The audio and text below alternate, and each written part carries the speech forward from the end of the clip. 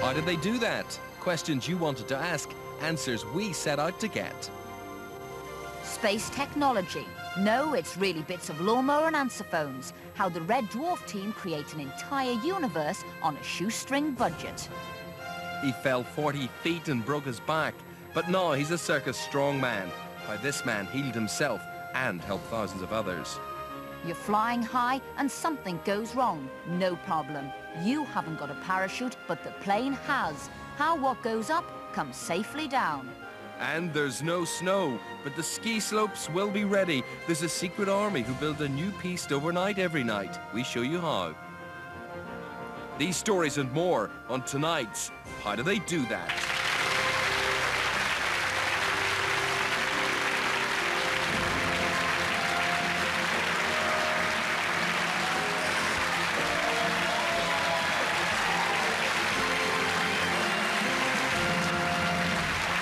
Those then are just some of the items we've got coming your way in the next 50 minutes or so. And we've got him on the show. As well. Watch where you're going, oh, you and guys. don't forget, we've got him on the show too. We've got loads of guests dropping in on us tonight. They're supposed to be the best in the world, those guys. Anyway, guests all the time, as Esther said. But first, our first story of the night. We all love theme parks. That's where those two guys should be, if you ask me. But the big attractions at theme parks are the rides. Things like the water rides, spectacular but slightly predictable from the point of view that they always flow downhill, usually accompanied with an enormous splash at the end. Well, stand by to rewrite science, because water can travel uphill. At least that's what it does in an astonishing new ride in America. It's all the work of one man, and here's how he did it. If there's one thing you can say about water, it's reliable. It always does what gravity tells it to do. It always flows downhill. Until now. This is the Master Blaster, the world's first wet roller coaster. It blasts those crazy enough to ride it uphill. My dad told me water goes downhill, it doesn't go uphill, and I said, well, you know, Dad, there you go again, telling me something that just didn't turn out to be the way it is. So how did they do it? It was a brainwave of water wizard Tom Lochtefeld, a man who can do almost anything with water. Behind me, we got the flow rider. This is the sheet wave, the simulated surfing that I invented. It's a blast. I mean, this thing, you come and you slide down, you can turn, you can do everything that you do on a wave in the ocean. But the flow rider was just the beginning.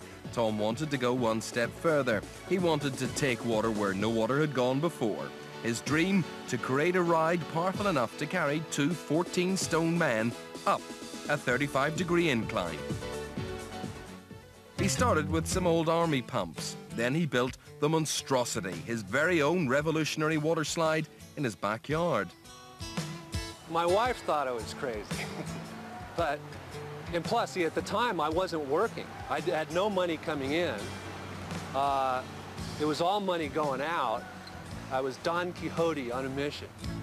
For months, Tom searched tirelessly for the magic formula that would achieve enough power to drive people upwards without blasting them sky high.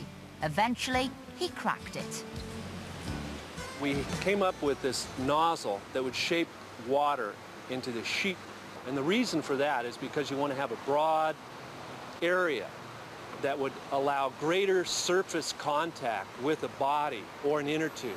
Because the greater the surface contact, that means the more rapidly you're going to have momentum transfer to this body and plow it uphill. He had the power, he had the technology, but would it work? And was it safe? There was only one way to find out. Tom prepared for the mission of his life. Don't worry, darling, I'll be fine. At least I hope so.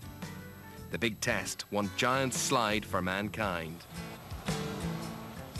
Well, the slide was safe, but not everything flowed smoothly.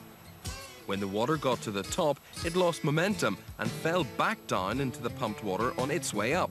But Tom found an ingenious way to stop that. One of the things that makes this ride so unique is the dewatering system, which is this grating that you see right here. It's got a bunch of holes in it, and it connects to pipes below, and it drains the water out of the ride. Having solved the flow, he was ready to go. He'd proved everybody wrong. Tom's water could indeed flow in one powerful continuous stream, uphill.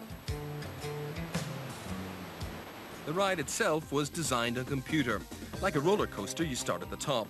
You're taken down and up over some bumps, but where a normal water ride would come to a stop, this one forces the riders uphill again, ready for another stomach-churning descent.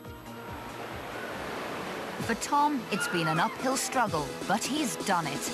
Now he's on the crest of a wave, and he wants to reach even greater heights. I'm hoping that soon it'll be the second greatest, because I'm looking for someone who wants to do a bigger one, a faster one, and a little better one.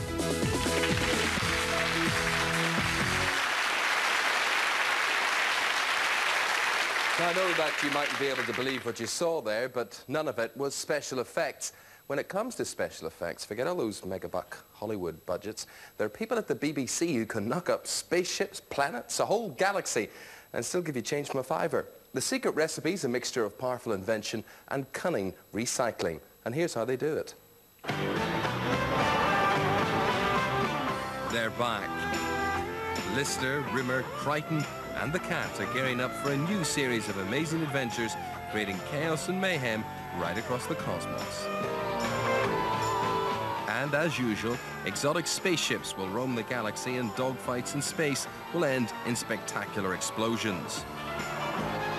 The team at Red Dwarf managed to create blockbuster effects, but they do it on a budget that wouldn't buy a Hollywood lunch. So how do they do it? They do it here at the BBC Visual Effects Workshop. This is where they create every single special effect shot for the program, every spaceship and every explosion. With a small budget, you make your big effects small too. In this sequence, Ace Rimmer is trapped in a World War II German plane with a crocodile. Don't ask us why. But they don't waste license payers' money on a real plane on this program. Behind the workshop, the team have a model plane suspended by its tail. They use a wind machine to blow smoke past it to make it look as if it's passing through clouds. The cameraman cunningly films the sequence from off to one side and at an angle, so the plane looks as though it's flying horizontally. Rimmer escapes from the plane along with his reptilian friend, but the hindcull explodes. This may not be Independence Day, but this model cost, well, pounds. They then put pyros, tiny explosive charges, into various vital parts of the model.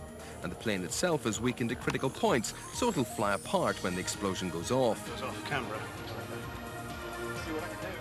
All ready to go. Wind and smoke are switched on, the cameras are ready, palms are sweaty. Remember, there's a few quid at stake here. But the result looks like $1 million. These people aren't just master model makers. They're fixers who can supply as-new spaceships at knockdown prices. The models are made from whatever we can find that is handy and will do the job. There was one spaceship that is made from a garden vac, essentially, and parts of this model are made from answer phones, but hopefully you would never recognise them. In the new series, Starbug is chased by a deadly Gelf fighter. The chase takes place across a mysterious, icy wilderness. And the entire ice planet was made by Peter and his team. How? Well, they have their own stage at the famous Shepperton Studios outside London, and the whole sequence was filmed here. The ice planet is a miniature set built on a raised platform. The rocks are carved from polystyrene blocks with hot wire, and then painted to look like mountains and cliff faces. The whole thing has a convincingly chilly atmosphere. It crackles with the cold, and there's not an ice cube in sight. In this business, they take everything with a pinch of salt.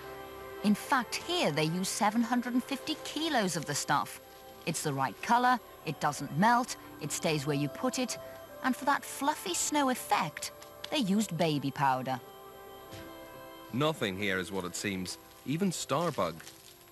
Basically, we've got the large scale Starbug, which is 25th scale, and this is for close-ups and for crashing when we have to crash starboats. Then we've got a smaller version here which we use for most of the flying shots because it's that much easier to fly. There's an even smaller version for distant shots. And how about the flying? How do they make it so realistic? Well, all the craft are attached to wires and flown from suspension rigs. For this part of the sequence, Starbug and the Gelf fighter are fixed to a rig that runs along a rail suspended from the ceiling. But for some shots, you can't beat the coordination of the human mind, eye and hand. Whoa. There you go. But take two is fine.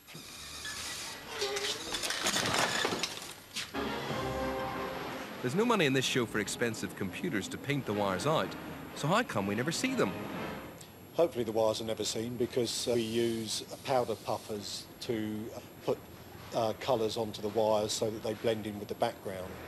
Add some heavy-duty sound effects. Lift now! And there you have it.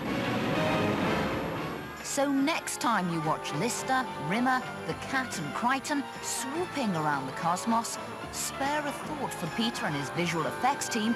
It's one small budget for them, but one giant bang for us.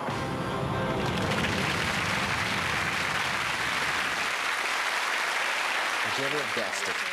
Now, every day in the newspapers, most of us have a chuckle at the cartoons. Let's face it, the headlines aren't much to laugh about.